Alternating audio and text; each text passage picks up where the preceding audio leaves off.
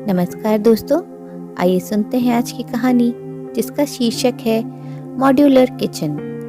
माँ जी, आपने मेरी नई रसोई की ऐसी की तैसी कर दी, पूरी रसोई गंदी करके रख दी। आपको पता भी है इसे बनाने में कितने पैसे लगते हैं, कितना महंगा किचन है हमारा।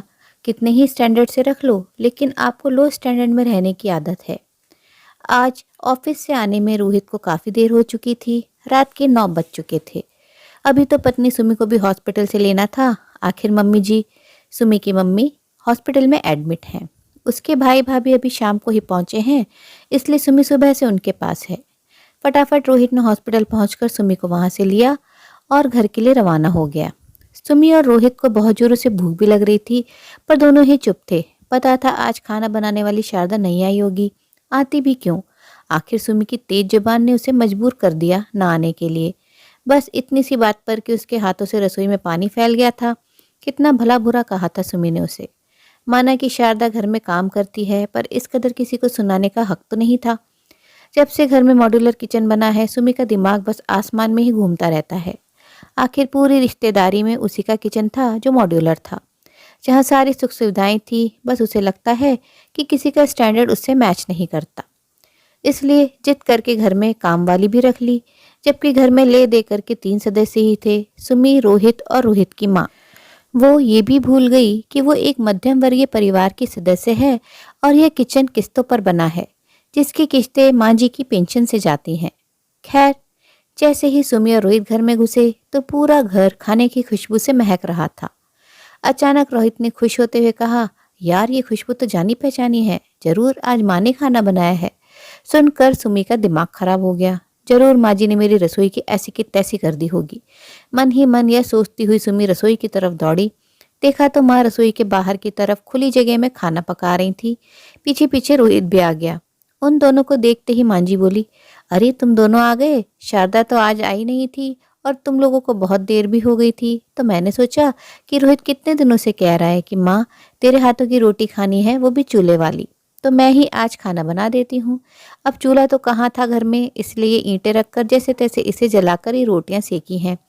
फटाफट तुम दोनों मुंह हाथ धोकर आ जाओ, मैंने खाना बना दिया है। माँ जी अपने पसीने पोंछते हुए बोली। माँ जी, आपको किसने कहा था ये सब करने के लिए? हम आ रहे थे ना, आकर बना देती खाना। थोड़ा सा सब्र भी ना हुआ आपसे? अचानक सुमी ने कहा तो माँ जी सुमी की तरफ देखने लगी, फिर थोड़ा संभल कर बोली, बहू, मुझे लगा कि तुम लोग भूखे आओगे तो कम से कम तुम्हारे लिए खाना बना दूं। अब मुझे तुम्हारे ये नए चूल्हे जलाने तो आते नहीं हैं, इसलिए इसलिए आपने मेरी नई रसोई की ऐसी की तैसी कर दी, पूरी रसोई गंदी करके रख दी। आपको पता भी है इसे बनाने में कितने पैसे लगते हैं, कितना महंगा किचन है हमारा। कितने ही स्टैंडर्ड से रख लो, लेकिन आपको लो स्टैंडर्ड में रहने की आदत है। ये तुम क्या कहे जा रही हो सुमी? अम्मा ने इतने प्यार से खाना बनाया है सिर्फ इसलिए कि उनका बेटा उनके हाथ का बना हुआ खाना खाना चाहता था, और तुम हो कि उन्हें 2 बातें सुना रही हो। वैसे भी ईंटें रखकर ही तो खाना बनाया है, वो तो अभी हट जाएंगी। और दूसरी बात, खाना किचन के बाहर बनाया है तो तुम्हारा किचन गंदा कैसे हो गया? एक तो माँ ने तुम्हारे लिए खाना बना कर रखा, ऊपर से तुम। मैंने तो नहीं कहा था उन्हें मेरे लिए खाना बनाने के लिए, आ तो रही थी मैं घर। कोई भूखे तो नहीं मर जाते इतनी देर में। क्या तुम्हारे स्वाद के चक्कर में अपने किचन को खराब कर दूं? जब देखो किचन किचन करती रहती हो। तुम ये भी भूल गई कि माँ ने ही तो ये किचन बनाने के लिए पैसे दिए थे, और फिर भी तुम ये सब हरकतें कर रही हो। क्या माँ कभी अपने हाथों से खाना बनाकर मुझे खिला नहीं सकती? क्या तुम्हारे इस किचन के चक्कर में मैं माँ के हाथ का स्वाद हमेशा के लिए भूल जाऊं? तुम्हारे लिए इंसान जरूरी है या किचन? मेरे लिए तो मेरा किचन ही जरूरी है बस। गुस्से में सुमी पैर पटकती हुई अपने कमरे में जाकर बैठ गई। यह देखकर माँ जी की आंखों में आंसू आ गए, पर वो कुछ बोली नहीं और चुपचाप अपने कमरे में चली गई। वहीं रोहित को बिल्कुल समझ नहीं आ रहा था कि आखिर सुमी ऐसी पागलपन वाली बातें कैसे कर सकती है। वो भी चुपचाप कमरे में जाकर बिना चेंज किए ही लेट गया। उस रात किसी ने खाना नहीं खाया। दूसरे दिन सुमी की लेट नींद खुली। उठकर जब वो अपने कमरे से बाहर आई तो देखा रोहित ऑफिस जाने के लिए तैयार था और माँ जी और रोहित चाय के साथ ब्रेड खा रहे हैं। जैसे ही रोहित की निगाह सुमी से टकराई, रोहित ने कहा, फिक्र मत करो, तुम्हारे किचन में हमने कुछ नहीं किया है। चाय मैं बाहर से खरीद कर लाया हूँ, और चुपचाप अपनी चाय पीने लगा।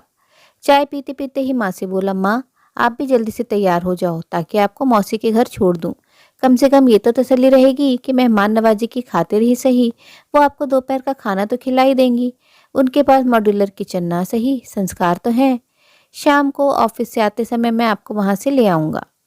अब सुमी से कुछ कहते न बना, इसलिए चिढ़ते हुए अपने कमरे में आकर वापस बैठ गई। थोड़ी देर बाद दरवाजा बंद होने की आवाज़ आई। तब बाहर जाकर देखा तो रोहित और माँ जी रवाना हो चुके थे। कुछ भी बोलकर नहीं गए, यही सोच सोच कर सुमी का सिर दर्द होने लगा था। वापस अपने कमरे में आकर लेट गई। थोड़ी देर बाद दरवाजे की घंटी बजी।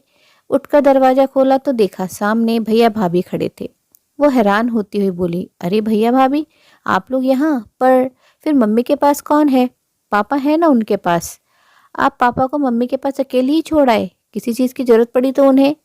हाँ, तो हॉस्पिटल वाले संभाल लेंगे, तुम फिक्र मत करो। दरअसल तुमने अपना मॉड्यूलर किचन बनवाया है ना, तो मैं उसी को देखना चाहती थी। मैं भी सोच रही हूँ बस इस तरह का किचन मैं भी बनवा ही लूँ। अपनी भाभी के मुंह से इस तरह की बातें सुनकर सुमी हैरान रह गई। यहाँ तो मम्मी हॉस्पिटल में एडमिट है और भाभी को ऐसी बातें सूझ रही हैं। फिर लगभग भाभी को डांटते हुए बोली, भाभी, मम्मी हॉस्पिटल में है और आप किचन कैसा बनवाना है ये सोच रही हैं। आपको मम्मी की बिल्कुल भी परवाह नहीं है। सही कहा है किसी ने, बहू कभी बेटी नहीं बन सकती। आप में तो बिल्कुल भी संस्कार नहीं है। अरे संस्कारों की तो छोड़ो, नैतिकता के कारण ही आप सास का थोड़ा सा ध्यान रख लेती। अपने बूढ़े ससुर को हॉस्पिटल अकेले छोड़कर आ गई। भाभी को कहना कितना आसान है, पर यह बात तुम पर भी लागू होती है क्योंकि तुम भी किसी की बहू हो। अचानक से रोहित ने घर में आते हुए कहा तो सुमी का ध्यान दरवाजे की तरफ गया। तुम्हारे कारण कल मेरी माँ की आंखों में भी आंसू आए थे। कल मेरी माँ भी भूखी सोई थी, तब ये संस्कार कहाँ गए थे? अरे संस्कार तो छोड़ो, थोड़ी नैतिकता तुम भी दिखा देती कि माँ बुजुर्ग औरत है। एक तो उन्होंने तुम्हारा ख्याल रखते हुए खुद अपने हाथों से खाना बनाया और बदले में तुमने उन्हें 10 बातें सुना दी। अब सुमी से कुछ कहते न बना। यह देखकर उसके भाई ने कहा, सुमी, तुझसे ये उम्मीद नहीं थी। ये ईंट गारे से बने सामान को तू इंसान से तो तोल रही है। मैं भी जब यहाँ आता हूँ तो मम्मी के हाथ का बना हुआ खाना खाता हूँ। इसमें गलत क्या है? तुम्हारा मॉड्यूलर किचन माँ बेटे के प्यार पर भारी पड़ गया और तुमने इतना कुछ सुना दिया उन्हें। यह तो अच्छा हुआ कि रोहित माँ जी को मौसी के पास पहुंचाने से पहले हॉस्पिटल मम्मी से मिलवाने लेकर आ गए और हमें यह बात पता चल गई। पापा ने खुद हमें यहाँ भेजा। अगर ये बात मम्मी को पता चलती तो उन्हें कितना दुख होता। भाई की बात सुनकर सुमी आज अपनी ही बातों से शर्मिंदा थी और उसने हाथ जोड़कर रोहित से माफ़ी मांग ली। उम्मीद है दोस्तों कहानी आपको ज़रूर पसंद आई होगी। कहानी अच्छी लगी हो तो अपनी राय कमेंट बॉक्स में ज़रूर साझा करें और अपने मित्रों और प्रियजनों के साथ भी शेयर ज़रूर करें।